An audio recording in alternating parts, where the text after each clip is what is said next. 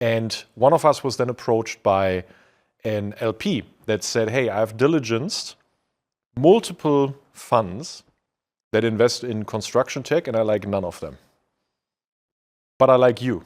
Would you like to found that firm? I mean, I met my wife 21 years online, 21 years ago. And so to this day, married, happy, etc. I met my wife online as well. So I met my wife online as well. you met your wife online, okay. Yeah. Outlier. Most VCs raise funds because there is fundraising opportunity, not because there is what we call DPI opportunity, distributions to paid-in capital opportunity. The difference is, well, some people raise funds because they can raise it. And some people raise funds because they can return it exceptionally well. Both are, we love bricks. and yeah, bricks as well. So And bites. And bites. and We also love bites. Thanks for that. Very good. Thanks for that.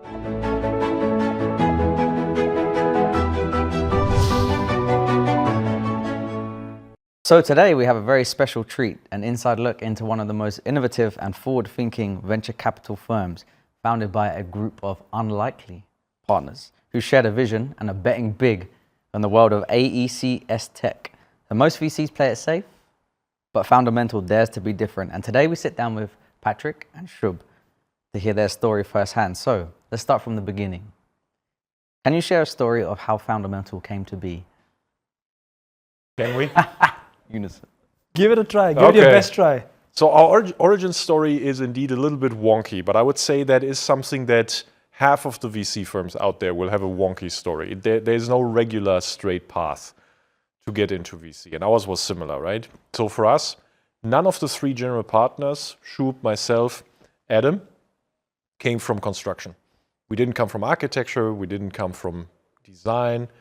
None of us actually had a background, but two of us were in prior VC partner roles at revered firms.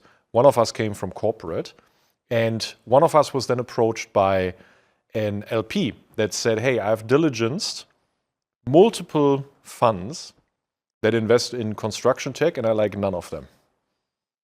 But I like you. Would you like to found that firm? And it's, of course, at that point quite tempting to say yes, but we didn't. So for us, it was actually only the kickstart to really think about whether we would bet our careers and our lives onto that, into that sector. At the time, all of us were mid-30s. So it was, still a good time when you could make that bet. But in founding a VC firm, you're not making like a 3-year bet that you typically do when you switch a job. You're actually making a 10 to 12-year bet because you have to see the fund through. And in founding the business, of course, the commitment then is very, very high. So for us, we had to project forward and ask ourselves, okay, it's nice if you can get a first well-wisher and backer, but we have to be convinced that we can deliver cash and very high returns over the next 15 years plus. And so that led us to doing actually almost 9 or 10 months of diligence. And when we kicked that off, we had no idea this would lead us here. And after we did it, we felt like, yeah, we want to bet our careers on it. Yeah, I mean, I remember in the early days when a lot of these, I guess, discovery discussions were happening, I even, reached out to a few people I respect in the ecosystem with this idea that, hey, there's this opportunity that may come along my way to sort of found a VC in construction tech, VC firm in construction tech. And a couple of them actually had the reaction, what is construction tech? That doesn't exist. Yeah. So, and that is one of those things where I think there were moments in my mind when you hear stuff like that, one part of your brain, there's two voices that came up off my shoulder. One said, oh my gosh, this is like terrifying. There's people actually saying, what is construction tech? And now we're talking about setting up a fund to do something that people don't even know what it is about. This seems like a terrible idea to stake our careers and our future on. The other part of my brain, and I'm very, very glad I listened to it, was the idea was like, hey, could this be like a cool story 10 years down the line where you actually create a new paradigm and even prove people wrong? And I guess I'm very glad that that's at least that's the voice I ended up listening to. And I'm not sure we would have come to that same conclusion had we had backgrounds in construction, because if you're ingrained in an industry, it's so much harder to zoom out, right? And so for us, it was so easy because none of us came from it. This was late 17 and then like first 3 quarters of 18. That's right. I mean, construction tech, it wasn't a category. It wasn't even cool. There were a few early players in the industry. I wouldn't even call them generation one because there was just not so much funding around at the time that you really had to come to some kind of contrarian conclusion to bet your careers on this space. And not just us, I mean, anyone that at the time actually bet on construction. And there's two aspects to what we're discussing. And I think it's important at this point to highlight the other important dimension to what Foundamental represents. One is, of course, that we are focused on construction and AEC as a sector, which by definition has very few firms in that sort of space. The other is we are also creating a truly unified global brand, doing everything simultaneously. I mean, the other thing, when you referenced late 17, early 18, if you could roll back time and check what construction tech looked like and what the VCs who were there, very, very small number, firstly, like an enormously concentrated representation in the US. Yeah. Well over 90%, right? Which is why I guess when I think of it, it's only natural that when I reached out to my well-wishers, they're like, what is construction tech? They've never even heard of this term before, right? Just to complete the picture, I guess what made it a bit audacious was trying to do two things, or trying to create these two models simultaneously and bring it together as the model of a new VC firm. I just wanted to pick on you mentioned that this LP came to you guys and wanted you to explore this vertical. What did they see in you? Was it a character, or because there was not like construction related knowledge? Yeah?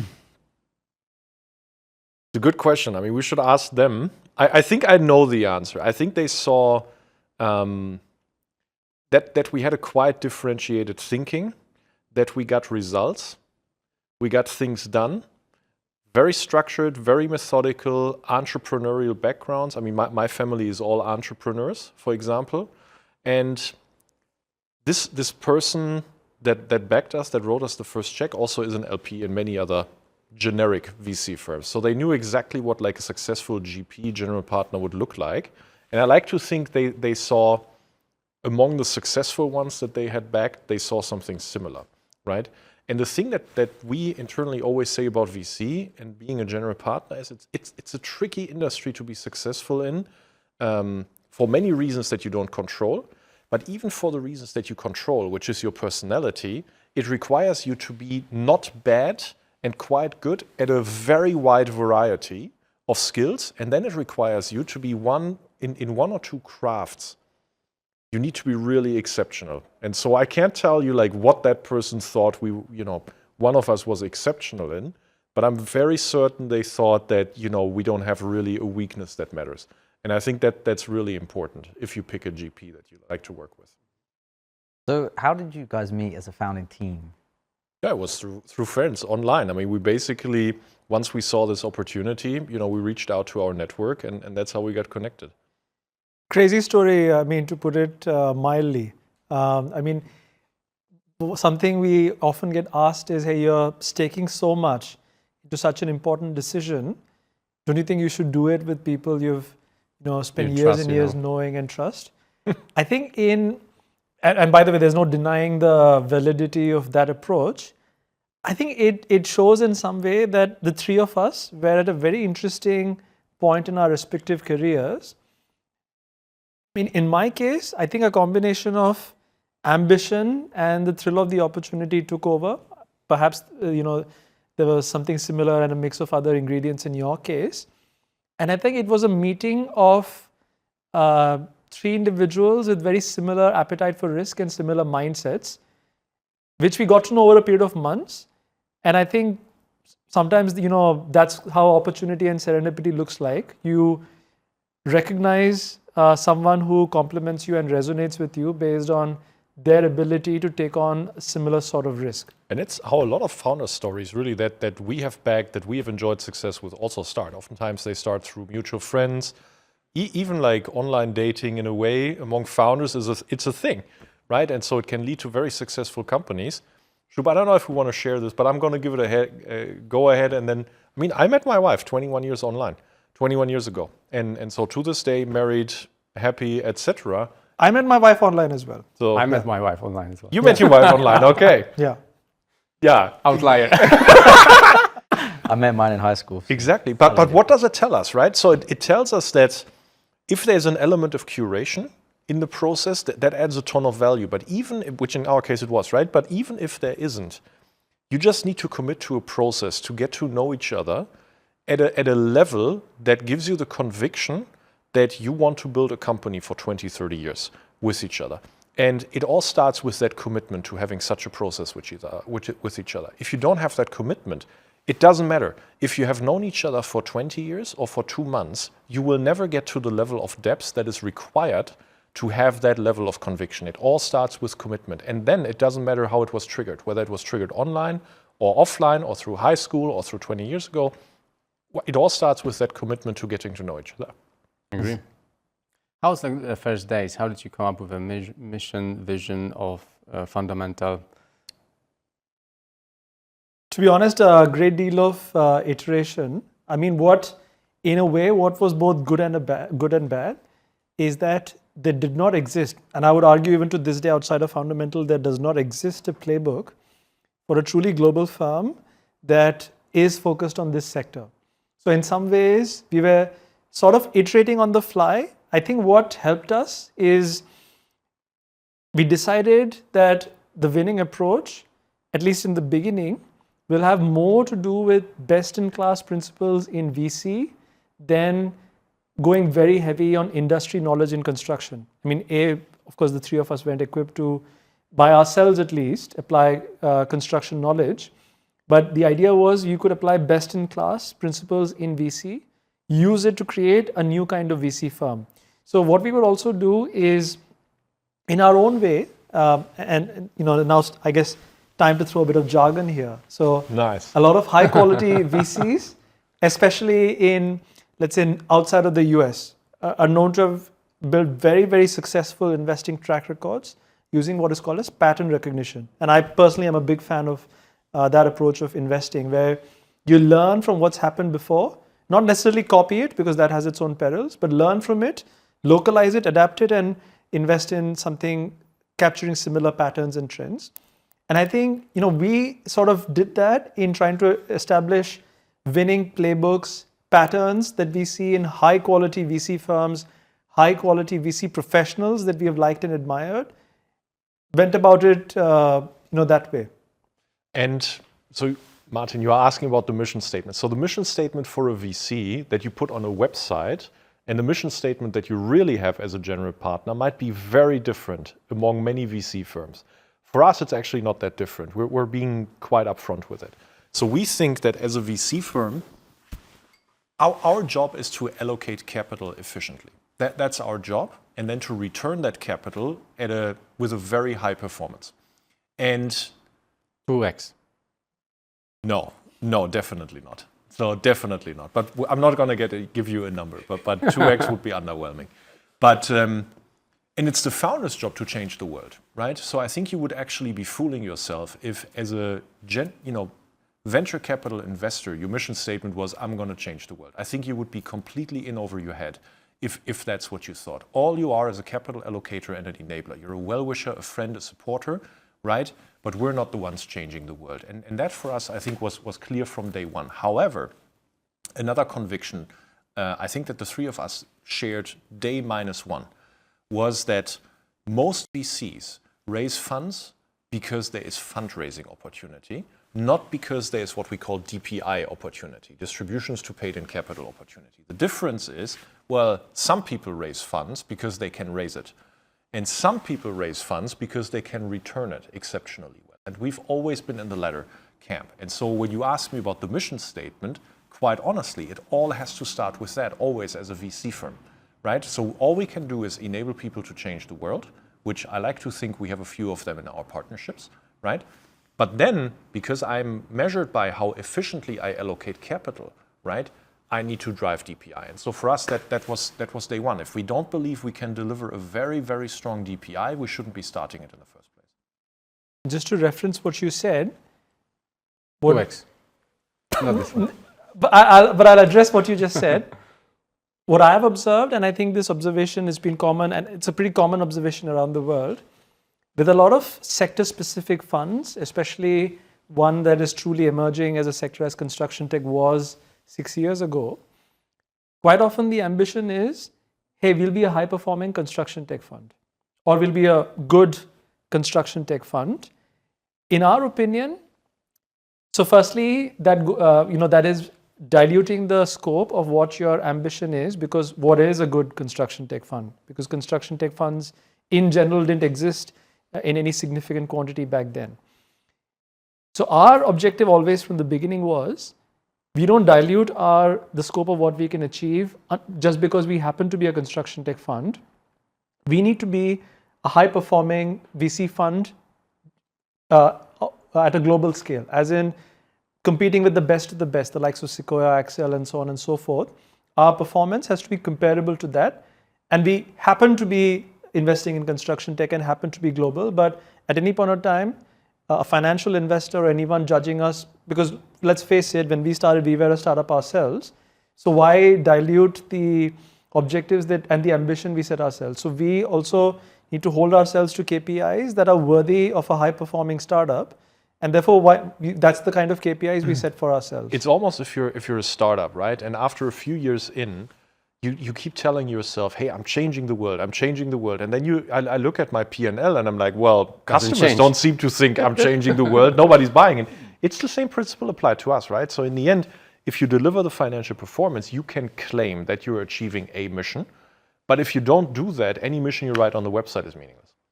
Perhaps a good question to ask is also, when you look at venture funds investing in construction in the past, were there qualities that you didn't want to apply to your practice?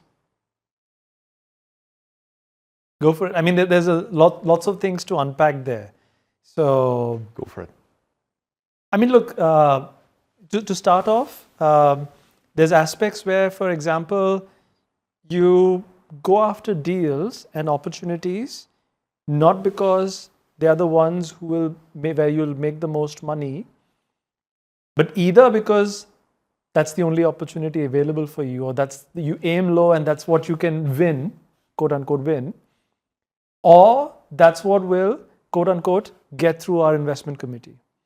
Because so let's say hypothetically speaking, not that we do it that way, suppose I've figured out what Patrick and Adam, the kinds of opportunities they like. And instead of positioning myself as an allocator and a decision maker for investments, which is what my job is, I position myself more as a sales representative feeding opportunities that Patrick and Adam will sign off on, right? Keep in mind, the latter approach in the short term probably has a statistically higher likelihood that I'll get deals done, right? But that is an approach where I have arbitrarily changed my own KPI, not to financial objectives in the medium or longer term, but the objective has changed to that, hey, I have done this deal, and hey, there's this notch now on my board that, congratulations to myself, I've done a deal. But I mean, is that really like an objective where you judge us, where we judge ourselves? Should I do a deal just because I can win it, or just because I've managed to convince Patrick and Adam? And the deeper you go down that rabbit hole, that leads to dramatic consequences, which are very unhealthy for a firm. Because now if you start on this dynamic where I'm thinking about, I'm profiling what Patrick and Adam like and not what the market will eventually reward, can I then also influence what Patrick and Adam will like eventually? You know what I mean? Yes. So at this point, I am removing myself from my true responsibility, and I'm kind of becoming more of a broker, if you will. Yeah. The competition between who can have the most companies on their LinkedIn profile. As well. Mm-hmm. Yeah. Sounds like a good metric to track. Oh my God. But I would say, Martin, to that question, actually, I've never thought about it that way. Just because, my conviction is for any kind of company, if you want to put the best product out in the marketplace, you're never talking to your competition. You're always talking to in the end, who is your business partners, right? And in our case, that is founders we work with, who are business partners to us, and they tell us the product that they want. And so that's something that I think we've learned a lot over the years about, like what should we be focusing on? What do we, not necessarily focus on? What should we stop doing? But looking left and right, how other people do it, I think is a fallacy. And it can lead you in very suboptimal places for mostly the reason that you never get to see the details of how they operate. You think you understand a competitor's strategy, but because you don't know the details of executing it, you're much more likely of badly executing a strategy that you think is in place. And then that just leads you to suboptimal outcomes. So I have a very firm conviction that whatever you do in terms of business strategy should come from the grounds up, from a first principles perspective of how you see and perceive the opportunity, and then basically what your business partners tell you they would like in terms of an offering. That's how we've so far approached it. Let's go on to AECS tech. So architecture, engineer, construction, and supply chain. That's right. So why is this category so ripe for innovation and, dare I say it, disruption? So Shub, let me get started. And so there's a macro view here, and I think there is a dynamics view here. So let me start you off with the market view. So when we went back to the origins, right? And so sometime during 2018, we did this analysis from the macro perspective, how capital gets allocated in certain technology sectors. And the pattern is always the same. When you look after prop tech or travel tech or mobility tech, fintech, logistics tech, other sectors, the time it takes from when a sector reached 5 billion of cumulated VC funding to 10 billion, it's always 2 to 4 years. From 10 billion to 50 billion, it's always 2 to 4 years, which means, there's accelerating growth. Always 6 to 8 years from 5 to 50. And when we started Foundamental in January 19, it was at 4.5 billion. So again, this is not a singular exercise that you do and you're like, okay, now I'm banging the table and now I'm betting my career on it. There was a lot of other hoops that we had to kind of use to convince ourselves. But in the end, it was a very important analysis for us that described the macro logic, why capital will likely get allocated to the sector. And that is a very important precondition. So that's the macro part. The dynamics part can be summarized in 3 or 4 statements. So first of all, the demand for construction is inflecting. Even though in 2022, 3 or 4, it might not seem like that for several players in the industry. If you zoom out, we're going to add 1 New York City to this planet every month until 2060. Because it's crazy, right? Numbers are saying, yeah. So the demand is exponentially growing on an irreversible mega shift, right? Unless a comet hits the Earth, like that's what's gonna happen. 2, the labor productivity per FTE in construction has been shrinking. Everybody knows this stat, FTE? Per full-time employee. Okay. So everybody knows this stat, but it's the implication that matters. That means that if you employ people, every year you're going to get less revenue and less margin on a per head basis. Which, coming to the third point, construction, the qualified labor is leaving the industry. In Europe, we're already short 900,000 construction workers in 2024, projected to be short 1.5 million by 2030. In the US, we're short 500,000, projected to be above 1 million in the next few years. In India, we have an overabundance of labor in theory, but it needs to be qualified, right? So that's why we're saying the third point is there's a lack of qualified labor and it's leaving the industry. And now the fourth point, that's the important one. The AECS markets are project businesses, they are services businesses, and they are knowledge businesses. And that makes them what we call a per diem market, meaning construction companies, design companies, architecture companies, engineering companies, their revenue is completely driven through the amount of hours I can bill. And the knowledge that I can have in these hours differentiates me and it defines how much margin I have. But now my productivity on these hours goes down. These hours are leaving the industry while the demand is exploding. So I'm looking at an exploding market that asks me to do more, but I'm doing less efficiently, I have less knowledge. And that's why technology is so important to this sector. That is the most fundamental analysis that you can make. I'm sold. You sold? Very good. On the geographies, I think you have very interesting, Asia Pacific, you and Adam, North America or Americas? Europe and North America, yep. Yes, yes.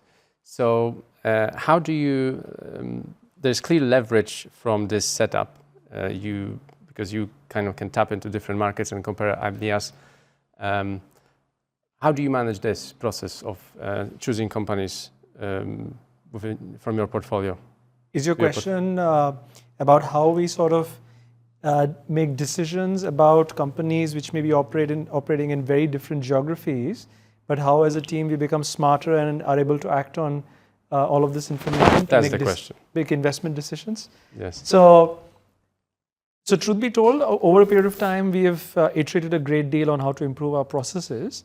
I mean, one thing to add firstly, which is something we had anticipated, but what we also realized while building Foundamental, the operations or what the processes going into diligencing a firm and picking it vary a fair bit when you've decided structurally to become a global firm rather than if you were, let's say, a country or a focus on a specific firm, because your decision making needs to incorporate like a feedback loop and a learning loop.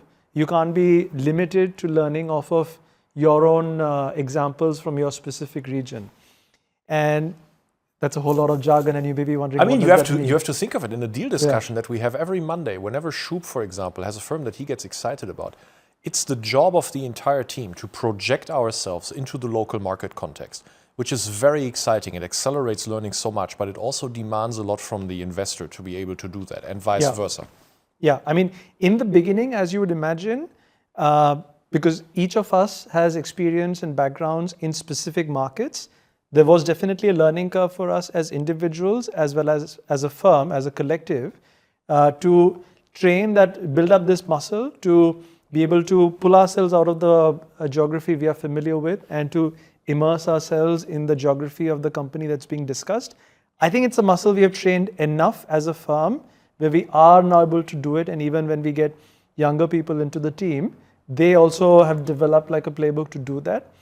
But to answer your question specifically, what we have realized is over a period of time, we have realized that there are certain models in which each geography is on a different trajectory, on a different curve in terms of, are they leading in certain models? Are they lagging in certain models? Are they creating what we call category creators at Foundamental? Or are they creating models that become, or firms that become role models in the future?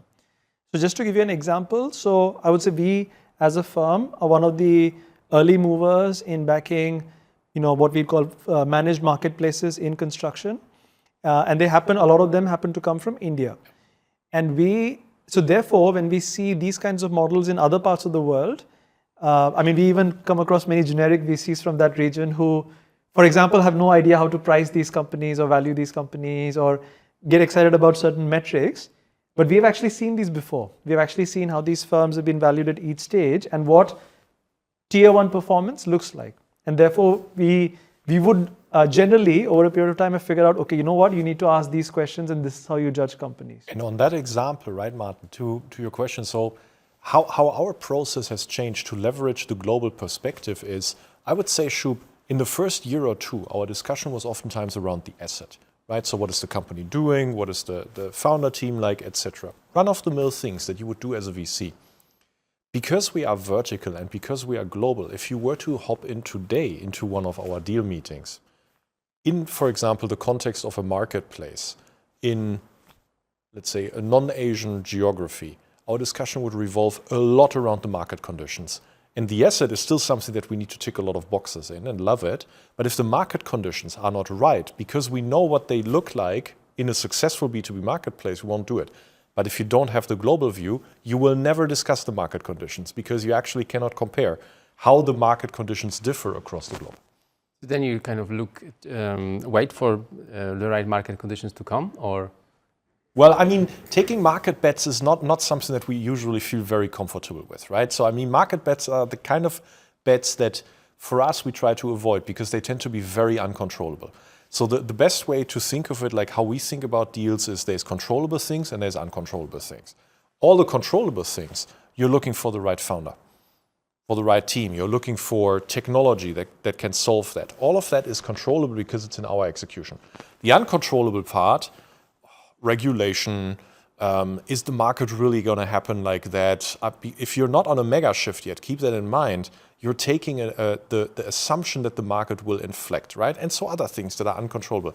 So these are assumptions and bets that we don't like to take because they are uncontrollable. Is there a specific reason why you chose global? Why not just stick to one geography? So for me, the main reason was that I don't believe that in any single geography you will be able to identify and drive enough companies that will create absolutely generational DPI, distributions to paid-in capital. The ability to be in multiple regions and the regions operating on different what we call S-curves, so basically different economic cycles at a different point in time, will allow you much better access to liquidity. Like we referenced earlier, you can raise a fund to raise a fund, or you can raise a fund to deliver DPI.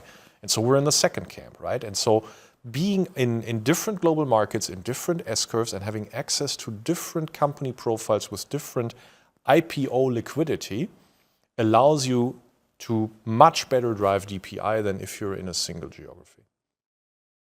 Look, I think it also comes down to remembering that we ourselves are a startup and we are a firm ourselves. If we judge our prospective investment targets on the basis of whether they're defensible or have a moat, it's only befitting that we ask that question of ourselves, right? Do we have a moat? Do we have a source of defensibility? And in my mind, look, we can obviously create, yet another VC firm, but what additional initiative or investment or additional element or dimension we could add to the firm, which becomes, if we do it right, becomes a source of moat and defensibility. That's, at least to me, it's a very compelling moat. And in fact, to pull that off, you have to be truly global, right? Let me just briefly jump in there, because you will have global in name only. I don't know, how do we acronym that? GINO, right? GINO. So global global in name only is like, hey, I have most of my partners and the investment committees sitting at the West Coast. Yeah. And then I will do some deals in Europe and some in India. And that's quite common, I must clarify, quite often when we speak with folks, they often make the assumption that when we say global, there's probably like a clear slant towards North America and Europe, and we have a smattering. Just to clarify, even for our discussion, it's pretty much like 1/3 distributed across the 3 major geographies, pretty much. On right? the first checks, yeah. On the first checks, exactly. And I think what needs to be emphasized is if you invest towards that sort of approach, it needs a certain mindset, it needs a certain way of working, and of course it needs people who are embedded in those ecosystems and who are not sort of what I often refer to as tourist investors, right? You kind of keep going in and out of investing in certain geographies depending on what is the flavor of the season or how active the markets are, etc. That needs investing, in certain kinds of processes and building up certain capabilities. It demands doing certain things right, but I think that's also a source of moat. And I think the evidence of that moat is the fact that this day we haven't seen another firm who can claim to be global and focused on our sector.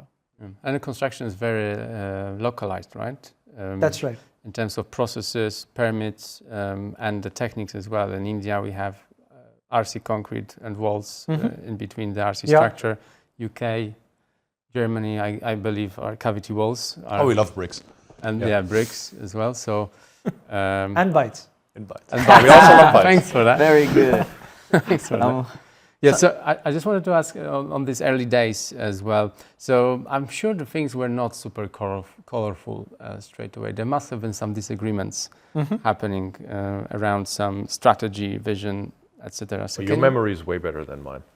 Yeah. I mean, look, by the way, just I guess as an additional factoid, because we are talking about our origins, as part of even profiling the people coming together. We even like did an analysis of personality types. Yeah. Just to let the cat out of the bag. So Patrick and I are at the complete opposite ends polar of opposite. personality What types. are they? Right? What are you? Who are you?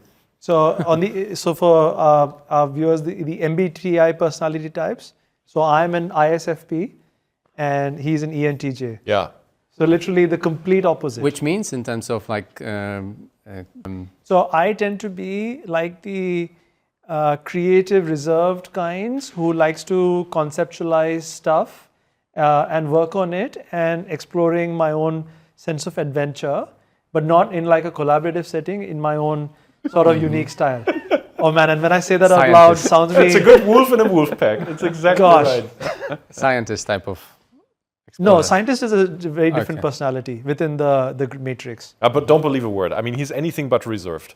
So, no, and so for me, so the ENTJ is like, according to MBTI, I mean, it's not everything is correct, but so it says like you like to talk to people to gain energy, you tend to be very analytical, you tend to be more frameworky than like bottom up finding out things. And in that sense, for example, Shub and I are like very, very complementary.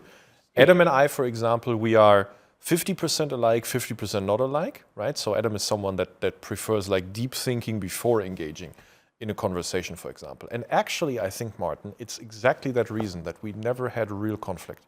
To this day, the three of us, never real conflict. There's like on deals, okay, we're bickering. So, I mean, some people actually, when they join us, younger colleagues, like the first deal meeting can be quite scarring when we go at it, but it happens on the content level.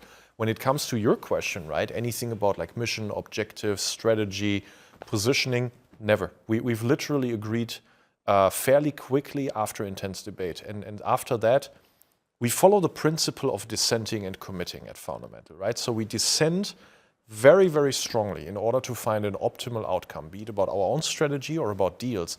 But once it's done, we commit. We don't reopen the can of worms unless something changes. Yeah, so that's the maturity, right? Really, I think. And do you have a process, like a very structured process that you approach when thinking about some strategy or deals, or you are more collaboratively coming to the conclusion as three of you? Look, so I think by design, and this is one of the aspects of being a global firm operating in different geographies, there's a limit to how collaborative you can be at the initial stages of sourcing and thesis forming. In fact, I would argue if you do that, you're doomed as a global firm. It'll be terrible because I think then I think we'll fall into the fallacy of what I said earlier. Each of us will probably gravitate to minimize effort and to maximize consensus forming behavior. We'll gravitate towards what is easiest to sell. So I think what we have, I would say it's a mix of a certain strategic template with, as Patrick mentioned, what we think of, and maybe this is a theme we should touch upon. Each of us are very different personalities and with different strengths. I mean, although we would like to believe you're all somewhat competent in things that matter, but I think our superpowers perhaps lean in different directions and in different aspects.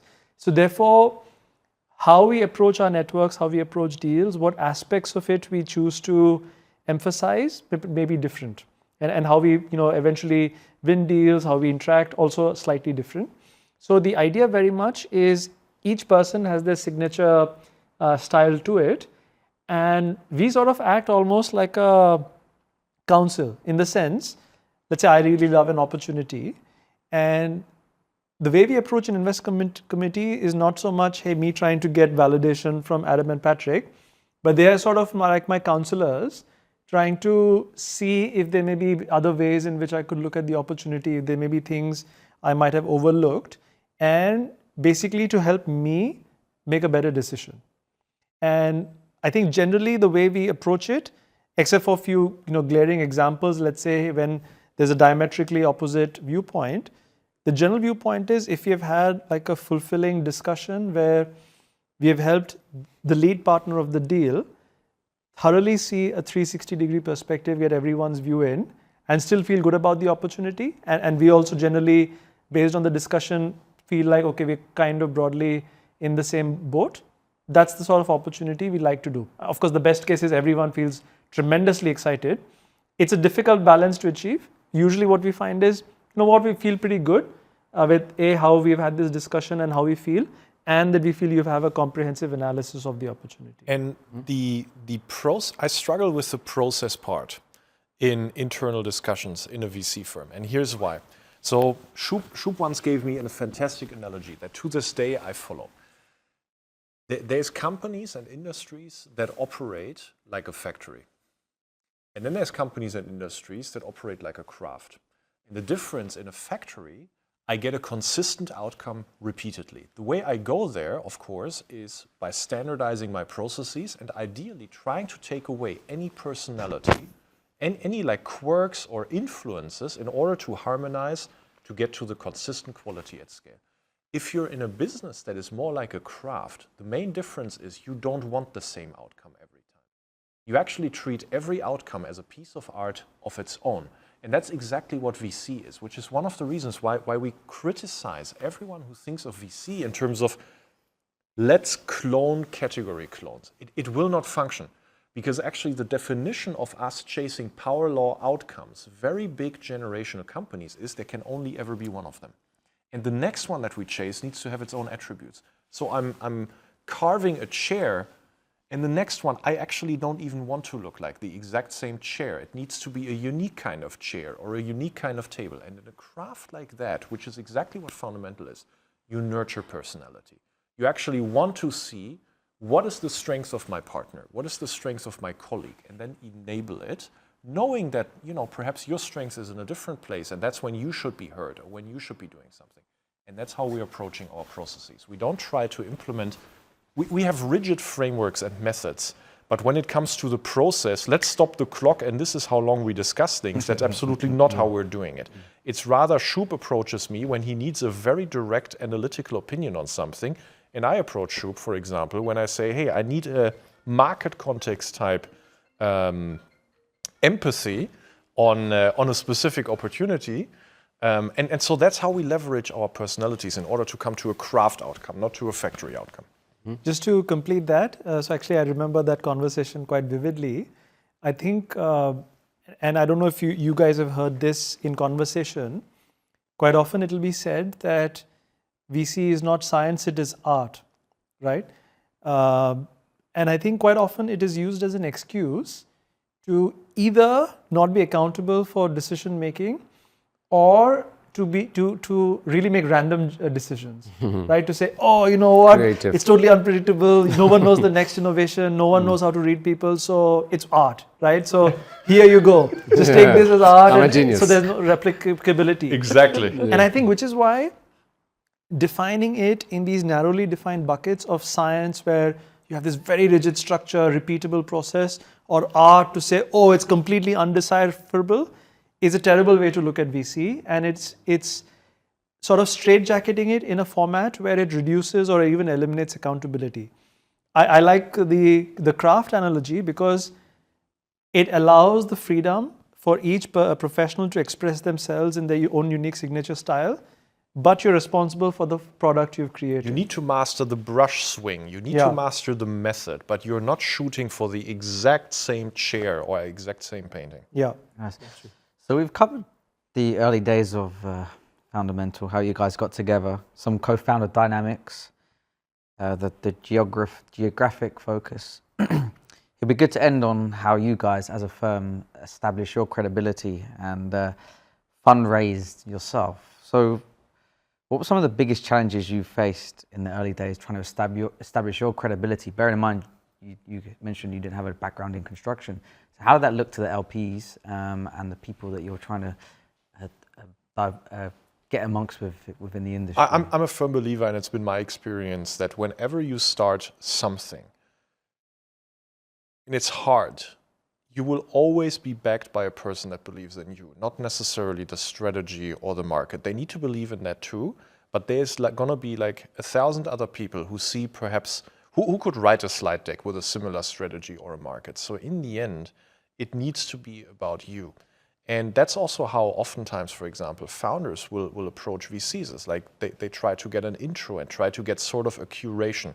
Why do they do that? Well, because that way someone tells me, hey, I like this person, you should take a look, right? So that's why founders like taking that route too. And I think that's very rooted in how that is. So honestly, for us, it was not very difficult, but it was not very difficult because we didn't try to convince people who didn't know us. We only tried to convince people who already had conviction in us as people. And then if you approach life, business life that way, if you approach founder life that way, all of a sudden things become exponentially easier because you only have to convince people then of the strategy and the market, but not of yourself anymore. Okay. We're gonna close it out. I just have actually one more question. Okay. So the question about you, Shub, you mentioned superpowers, that each of you has superpower. Yes. I'm just curious, is it within like vertical within construction? For example, you love design, you love the supply chain logistics, Adam loves robots, for example. Is that the case, or what? He's attentive. Yeah. So I would say that is probably not so much a function of the superpowers. It's more of a reflection of the most painful or most in-demand market need of the respective markets we operate in. Although I don't mind that being a superpower, right? Because I think if that is the case, each of our respective superpowers are aligned with the needs of the respective markets we cover. Was that your question, or did you want me to comment a little bit further? Yeah, I would also say these might be more preferences, but actually the way you phrase it, it's interestingly closely resembled in the team. Yeah. But Okay. superpowers would be more like, so let me give you an example, right? So Everyone has some inclination towards, for me, it's a background in design, for example. Yes. So I could say my superpower is like looking at design. But yeah, so that's the question really, like how you... one of the things that we teach our younger colleagues that come in is that we say, hey, don't try to be like me, or don't try to be like that colleague, because that's a natural psychological effect that happens, right? But it's rather, think of, so we use the metaphor of the craft. Another metaphor that we use a lot is the wolf pack, right? So as Foundamental, we hunt as a wolf pack, right? But that consists of every individual wolf needing to find prey, so to speak. Partners that we want to partner with, right? But so to stay in the metaphor. Does the oldest one go at the back? Exactly. And so then as a pack, you come and you basically overwhelm the prey, right? And so because the pack has different skills, that's what makes it valuable. If every wolf had the same skill, in the end, it's just power in numbers. But this way, it's superpower in terms of different ways, right? But that requires you as a firm to actually nurture a wolf pack where every wolf brings something different to the table. An example for me, founders resonate with my directness, authenticity, and honesty. I always say truth and transparency breeds trust. If someone doesn't follow that framework, I will not be for them. Luckily, there's very few founders out there because the top tier founders they will absolutely love truth, transparency, and it breeds trust. And for me, it's very easy to communicate on a level with people like that. And I see that actually 99.9% of the population, they have trouble communicating that way, either authentically or at all, right? So that's one of the superpowers that founders enjoy about me. About Shub, it's something else. I mean, I wish I knew. I'm realizing in the midst of this conversation that when you're put on the spot and asked, hey, what's your superpower? It's one of those things where you're like, oh gosh, now I have to think of what my superpower is. I mean, I think what I really enjoy doing, and which I think I might not be bad at, is seeing patterns as to what companies and trends and models have become and what they could evolve into, and using that to guide what companies should judge themselves on, how they should shape themselves in the future. Is that a superpower? I don't know. It is, definitely. I found that to be like a compelling source of discussion, compelling way to evaluate companies, which I found generally the founders I've evaluated also appreciate. So maybe to close it off. I was going to say, you mentioned patterns, which brings us nicely on to our next episode, episode 2, which will be with Shub, and we will be introduced to your third partner, Adam. So this will be episode 2, and we'll be talking about the historical patterns within Fundamental's worldview, and perhaps future trends and where we're going. We started the story from LP believing in you and investing in your fund, right? So, how do you right now? Do you work with many LPs, or do you work with particular type of LP? So no particular type of LP. We have families, we have financial investors, we have also investors who come from the construction business. So that way we neither discriminating nor enabling any type of LP particularly.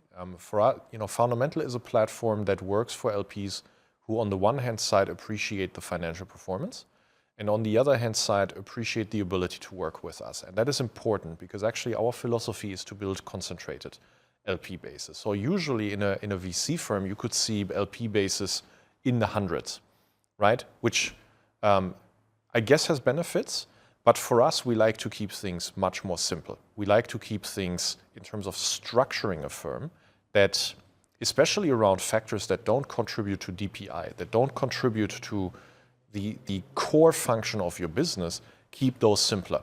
And one of the, actually I would argue, Shub, the thing in VC that drives complexity is not the number of portfolio relationships.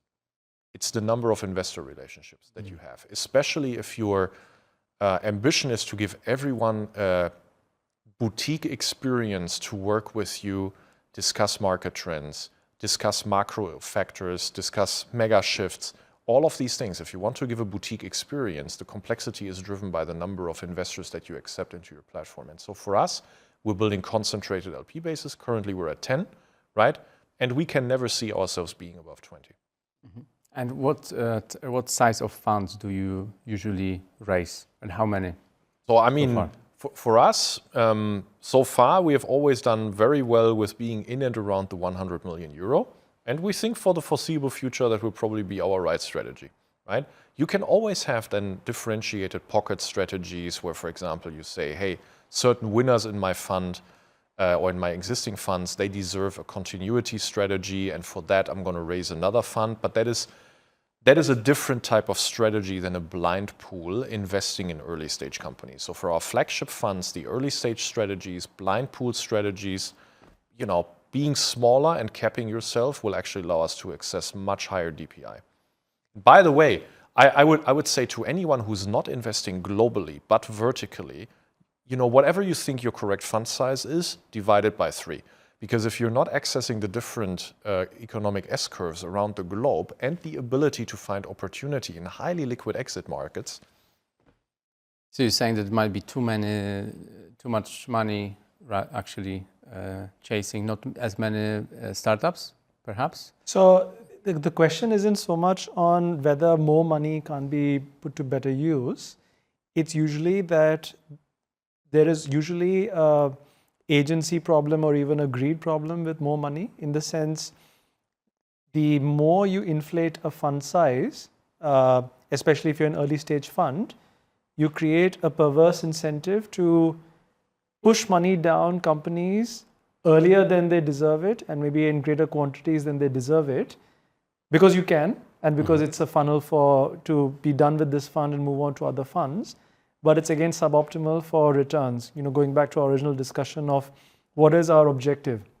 What is our KPI? Is our KPI to deploy money and have a certain number of portfolio companies, or is it to make a lot of money for our LPs and for ourselves? And if it's the latter, then even statistically, it's been proven that beyond a certain size, where if you can't deploy it effectively, it's actually a better trade-off to limit your fund size. Now, I do struggle with this statistic. Of course, it's a super highly cited statistic among LPs, etc. Here's my critique to that Here's statistic. a disagreement. Mm-hmm.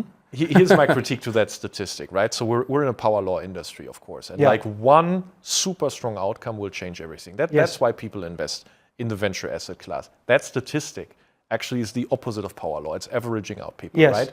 So if you were to do the same analysis, for example, against a power law of funds, you might come to a slightly distorted view, right? So that's why I struggle with the methodology. However, for us, to your question, Martin, we will cap our funds. It's the only way how we can drive high DPI and not get into any deployment pressures that would do all of the wrong things. So will you ever see an early stage strategy of Foundamental that is 140 or 150 million? Right now, I would say I couldn't see it. So which fund are you at right now? And you invest in early stages, so from seed to A. Yeah. What size of checks as well? Can you elaborate on this a little bit? Go for it. I mean, our earliest check could be up to 3 million. The median range would be typically anywhere from 500K to 1.5 million. We have done smaller checks than those and larger checks than those, but this would basically cover 80 to 90% of our first checks. The idea would be to keep following on into at least the high-performing companies we like, to the extent that we can, up to about 10 million, give or take, in our winning positions. And that's quite unique, right? So if your Fund 2, for example, was an 84 million euro fund, Right now it's free, right? Number 3. we've now started. Exactly. Which we haven't publicly announced yet, but which we're doing with this, I guess. But out of an 84 million fund, we actually allocate about a little bit more than 50%, up to 60% into follow-ons, which is quite unique for an early stage strategy. Most founders that work with an early stage fund platform will actually see that the first check will be the largest check they ever got. With us, it's actually the opposite. So with us, we like to lead pre-seed rounds and seed rounds. It's our go-to move. We don't like to follow rounds anymore.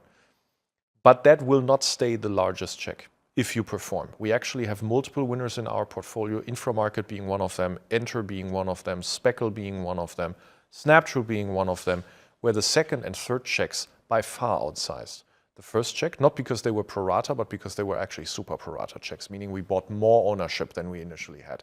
And that's something that the very good founders that we work with can really expect from us. What else should we ask you about? There's one thing coming on my mind with all these the stock of LPs and superpowers. I don't know to what extent we can go through the story. Perhaps best to not go too far in detail, but one of my earliest conversations with one of our early LPs, believe it or not, was about Iron Man and Superman. Yeah. in the context of the strengths of what we bring as a team. A real conversation. Yeah. When I heard superpower, my mind went that way too. Maybe I think like an LP.